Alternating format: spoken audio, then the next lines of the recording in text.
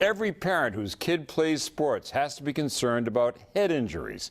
Tonight, 22 News I-Team reporter Ryan Walsh continues his two-part series on concussions.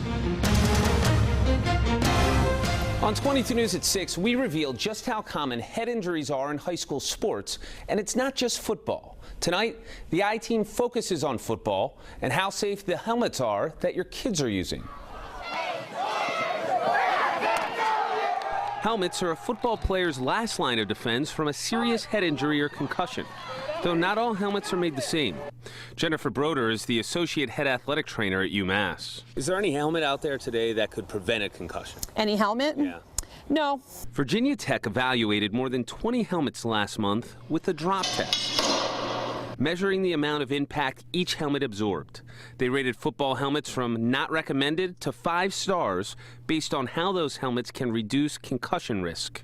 The 22 News I-Team dug deeper. We found out which helmets each school in Western Massachusetts uses. The 38 high school football teams that responded to our request use helmets rated by Virginia Tech to be good, 3 stars or better. But that's not the whole story. You may not like the idea that the helmet you received is 5 years old or 6 years old. All schools don't buy new helmets every year. Many of them get reused. Ken Shops, the president of Stadium System. Shops' company reconditions helmets for several Western Massachusetts schools each year. Are reconditioned helmets as safe as a brand new helmet?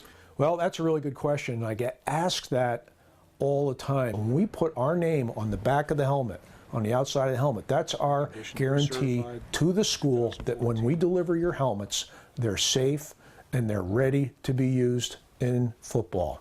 All helmets have to be retired after 10 years, whether they're used or not. And now, helmets have their own protection. Several high schools in Western Mass and UMass have started using Guardian caps. The caps are designed to reduce impact, not prevent a concussion. They don't seem to come off the field with the headaches that they would normally come off with. If they work so well, do you foresee them becoming part of the helmet in the future? I don't know. You know, that's an interesting question. I don't know feasibility-wise if you could play in a game in them just because of the concerns with the change in the size of the helmet. I think the helmet industry has a lot coming in the next few years. From the experts the 22 News I-Team spoke with, they suggest all athletes strengthen their neck and trap muscles. Football players need to make sure their helmet fits properly and that they learn a proper tackling technique at a young age. If you want to see how your school's football helmets are rated, go to WWLP.com. I'm Ryan Walsh, working for you with the 22 News I-Team.